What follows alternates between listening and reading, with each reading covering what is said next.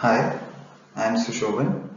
I'm going to present a paper named as Mural, Meta-Learning Uncertainty Aware Rewards for Outcome-Driven Reinforcement Learning, and it has been authored by Kevin Lee, Abhishek Gupta and others at University of California, Berkeley.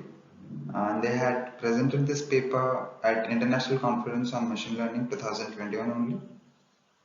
So let's start. So let's get some motivation. So reinforcement learning in its most general form is a very challenging uninformed search problem, as we are not assuming anything on the state dynamics or the reward function. So the most rewarding states can be hidden anywhere in the state space. When we want to go for shaped reward functions, which can really help guide learning, but they often require more domain knowledge and can be misleading if not designed carefully. So we aim to reformulate the RL problem uh, to make it easier to specify the task by simply providing successful outcomes and to make the learning more tractable by using success examples for directed exploration. So I'll come next on with more on tractability.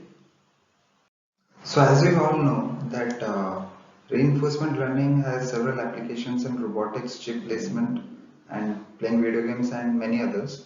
It is usually intractable. So in the previous slide I mentioned a word tractable, and in this slide I am mentioning the word intractable. So let me just explain a bit more about intractability. Although I have written here just one statement that intractable problems are problems for which there exists no efficient algorithms to solve them. So actually in intractable problems there is just one algorithm that is the same algorithm as the brute force method. So so that is the thing for the case of intractability, which where there is no efficient algorithm that can be discovered for them which can solve them efficiently. It is only through by brute force we can solve them. So as reinforcement learning is a very random type of game, so it is quite it is in fact most of the time interactable.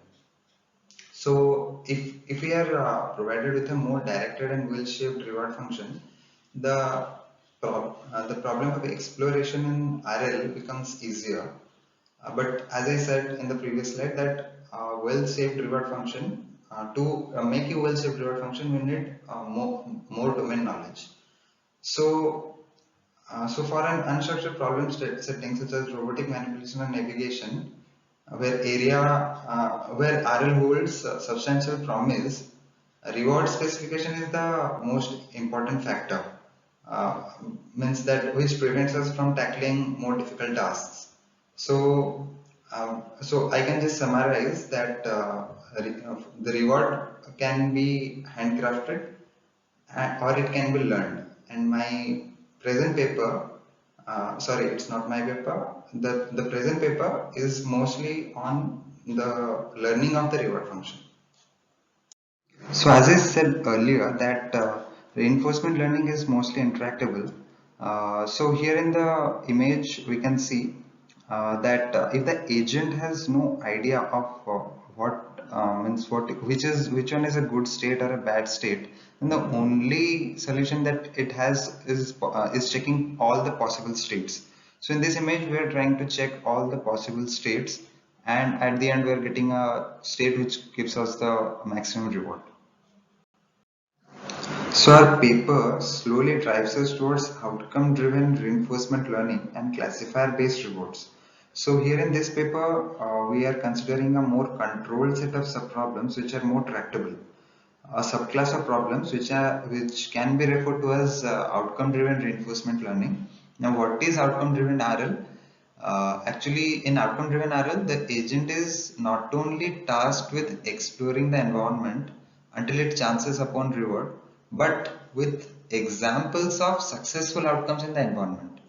Now, these successful outcomes can then be used to infer a suitable reward function that can be optimized to solve the desired problems in new scenarios. Now, let me just explain it again. The successful outcomes will be used to infer a suitable reward function. That means we learn the reward function that can be optimized to solve the problems that we want to solve, that is the problems which are more tractable in new scenarios. So here I am just showing three examples of a desired task and the successful outcome examples, which I explained in the previous slide, are part of outcome driven reinforcement learning. Now this is the first task is the desired task of opening the door to a 45-degree angle, and then these are the three successful outcome examples. Now the second task is navigating a four-legged ant through a maze from one corner to other. Now the three successful outcome examples can be these three. And the third task is grasping an object and moving it to a target location. Now the corresponding three tasks are the successful outcome examples.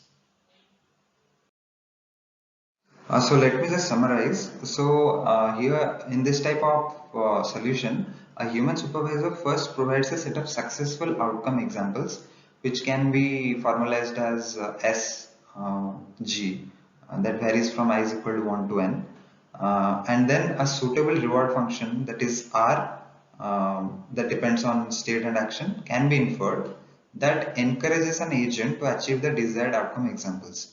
So the simplest technique that comes to mind is to simply treat the reward inference problem as a classification problem, right? Okay, so is the current state a successful outcome or not?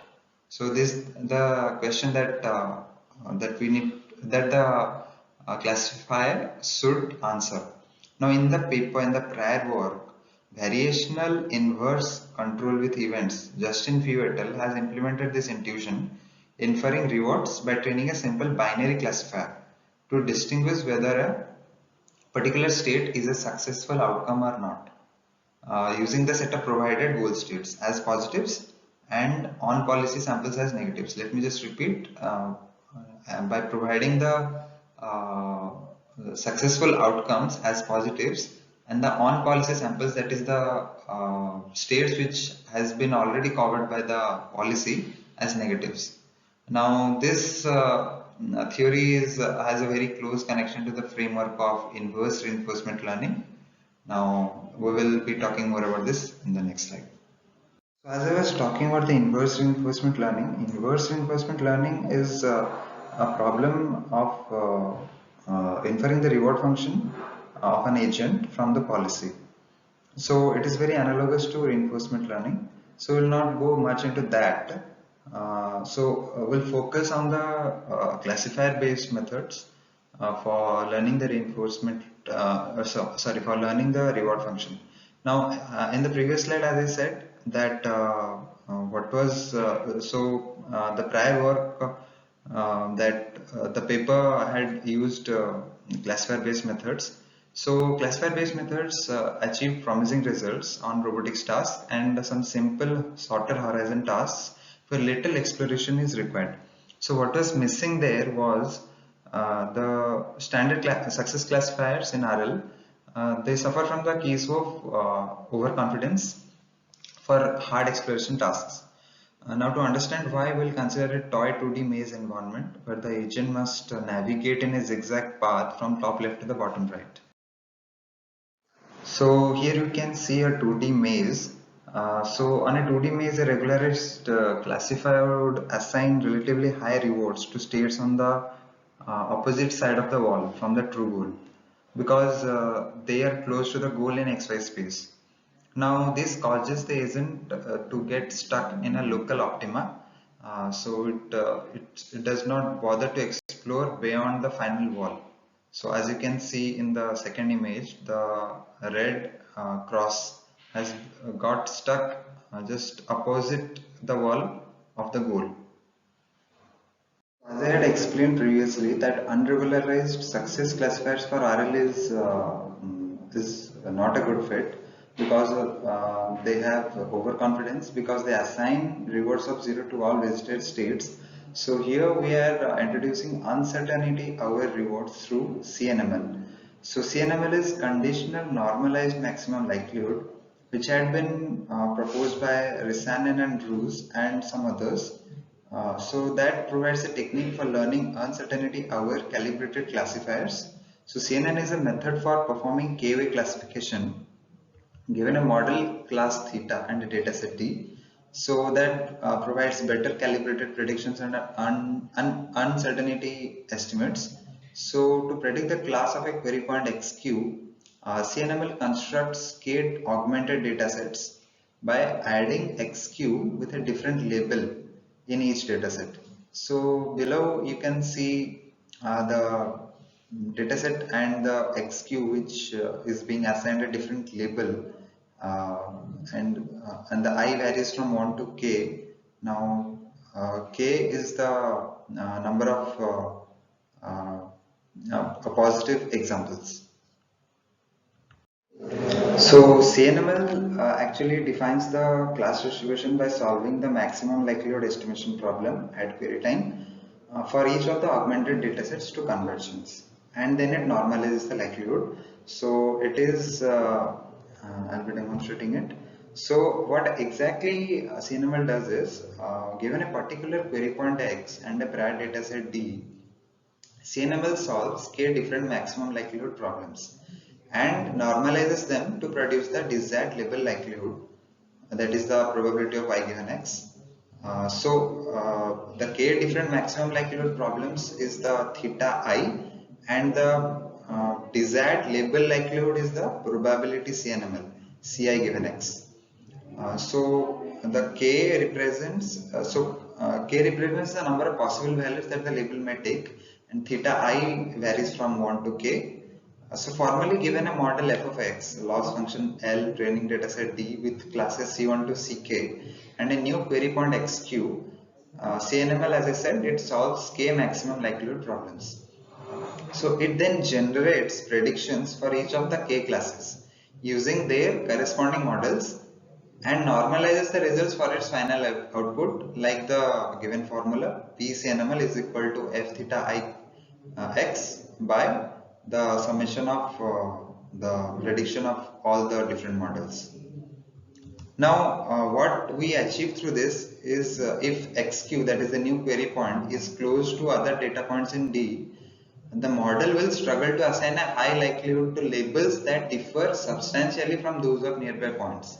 So simplifiedly we can say that if xq is close to the data points in D, the model will assign a label that is very similar to the existing labels in the dataset. And if xq is far from all data points in D, then the different augmented maximum likelihood problems that I said now, that is theta I, can easily classify xq as any arbitrary class, providing us with likelihoods closer to uniform. So it makes the maximum likelihood prediction more uniform, because we are using a number of augmented maximum likelihood problems here, and it won't be much similar to the labels that are present already in the dataset, and it also won't be much far from that. So the intuition behind CNML classifier is that it imposes a uniform prior for uncertainty quantification, where we predict the uniform distribution on unseen inputs since they are maximally uncertain, and differ more to the maximum likelihood solution on frequently seen inputs since they are minimally uncertain. So let me just repeat. So it brings a uniform distribution on unseen inputs and the maximum likelihood solution on the inputs that it has seen before. So let me just explain it through this example. So here is the query point which is present by the question mark. So NML would add a point to the original dataset. Now then it trains two classifiers, one for each potential output labels. That is one for 0, that one for label 0 and the another for label 1, before using them for final prediction. So in this example our point is very different than other points in dataset. That is the first example. Our point is very different from other points in dataset, so our classifier can easily adapt to label 0 or 1. So the resulting output would be a probability of 0.5, because as I said that it can equally classify to level 0 or 1. So in contrast, in the second example, if our input point is closer to other points, our classifier will struggle to adapt to an incorrect label. So it will very closely assign a label that is already there in the dataset, giving us an output closer to that of a normal classifier. So again, I'll summarize that a query point which is far from the existing point, it will be assigned a label of 0 or 1 with a probability of 50%. That means it is getting classified uniformly. And if a point is closer to the points in the dataset, then it will be classified like a normal classifier does, with a label that is mostly correct. So this means during reinforcement learning, if any non-goal region, let me just repeat, during reinforcement learning, if any non-goal region gets visited more, its reward will gradually decrease, which encourages the agent to continue exploring as long as it has not found the goal. Concretely, compared to the ordinary classifier from the same dataset, NML would output the exploration-centric reward. So let me just repeat, NML would output the exploration-centric reward. So in practice, because neural networks can generalize and we have access to goal examples, that is the successful outcomes, we obtain a reward that naturally encourages exploration and has better shaping towards the goal. Next we'll be leveraging CNML based classifiers for reward inference. So again, the first statement is a repetition. Why I'm repeating is because we are connecting the dots. So CNML as a means to produce better calibrated classifiers that provides us a straightforward way to address the overconfidence problem with classifier based rewards in outcome driven RL. So by replacing that standard maximum likelihood classifier with one trained using CNML, we are able to capture a notion of uncertainty and obtain directed exploration for outcome driven RL. So this turns out to give us a very appropriate notion of uncertainty in the rewards and solves many of the exploration challenges present in classifier based RL. So in below we can see a comparison between the maximum likelihood estimation, regularized MLE, that is regularized maximum likelihood estimation, and the CNML. So in MLE, as you can see that it is very sharp. It just could not reach the goal. It just got stuck in the local optima. And in regularized MLE, also it just crosses the boundary and then it stopped. But in CNML, it is very accurate and well shaped. It captures the uncertainty in less visited regions, that is the yellow part, and provides better shaping towards the goal. So this is the example, this is the comparison of various classifiers on a 2D maze example. So this is just a continuation of the previous slide. So we are constructing a data set using the provided successful outcomes as positives and on policy samples as negatives. However, the level probabilities for RL are produced by the CNML procedure itself, Propton rewards. So the algorithm goes like this. So the user provides successful examples, that is the S plus, and the policy pi is initialized, the replay buffer S minus is initialized, and the reward classifier parameters. And then with iteration, we are adding on policy examples to S minus by executing pi. And then we are sampling n test points from S plus, that is level 1, and n test points from S minus, that is level 0, to construct a dataset D. Then we assign state rewards as RS is equal to probability of E is equal to 1 given S comma D. E is equal to 1 because we are considering them as the desired outcomes. Now then we are training pi with the RL algorithm.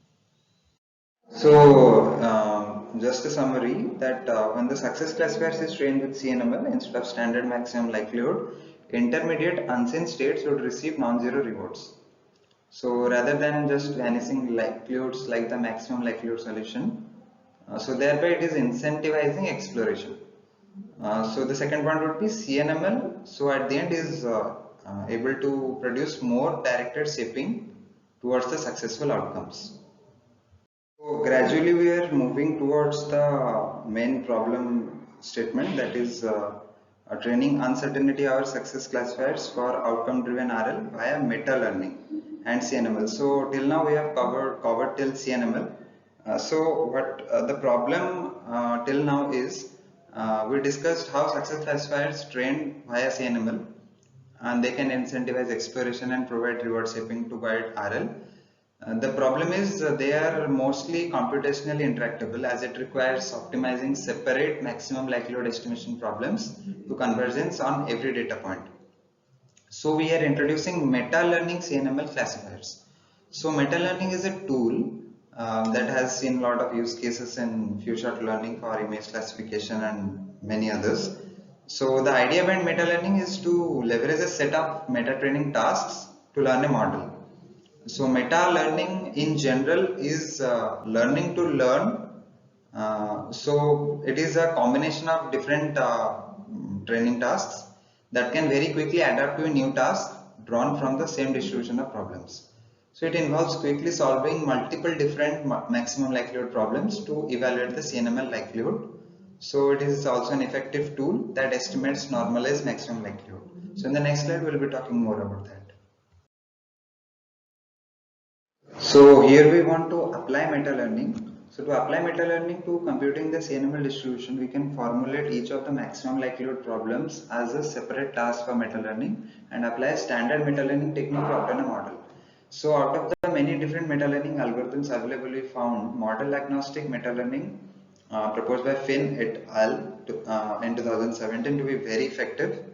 So what we'll be doing there is being demonstrated by an animation. So we will be constructing two tasks from each of the sample points from the replay buffer. The tasks are the meta tasks. So the intuition behind that is, for a data set of n points, meta NML would first construct 2n tasks corresponding to the positive and negative maximum likelihood problems for each data point in the dataset.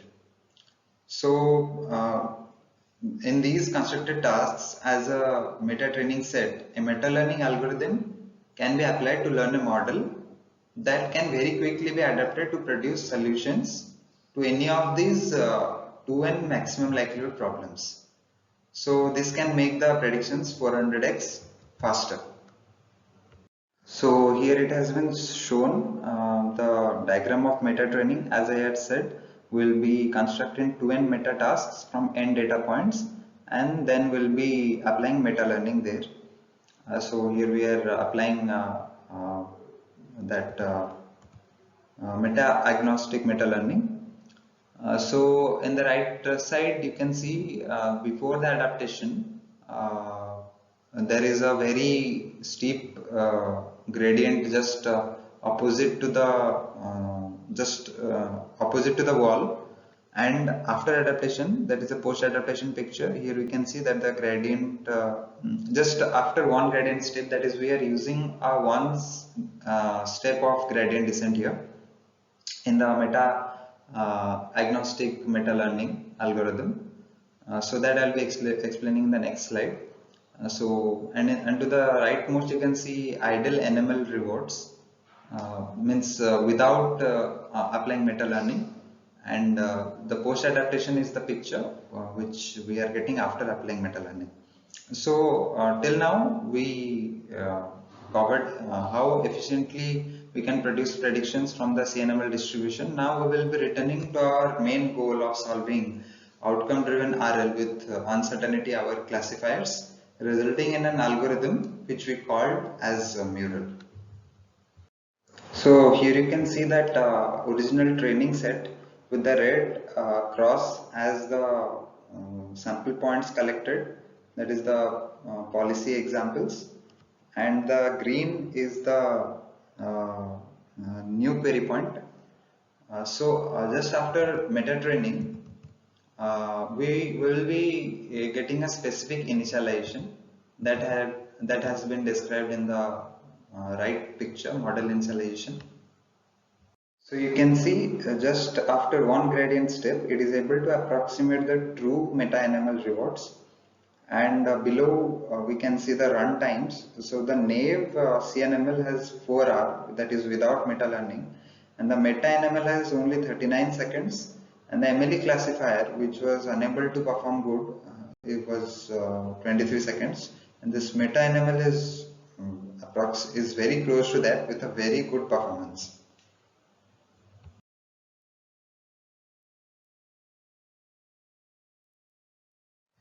So we have evaluated the Mural algorithm over navigation tasks such as zigzag maze, spiral maze, and ant locomotion, and robotic manipulation tasks such as 2D pusher, 3D pick and place, door opening, and dexterous hand. And all these tasks had the challenges of local optima.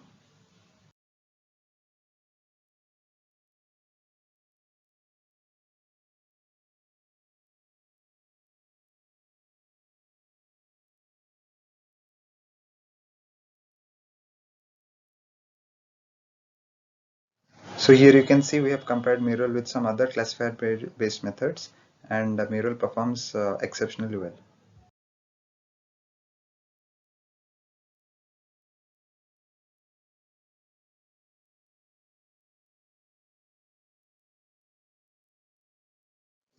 So here again you can see we have compared our results with some other prior classifier based methods and other goal reaching methods, and they tend to make little progress or get stuck at local optima. Our method also outperforms some prior exploration methods such as WISE, which takes density estimates without taking tried and success examples.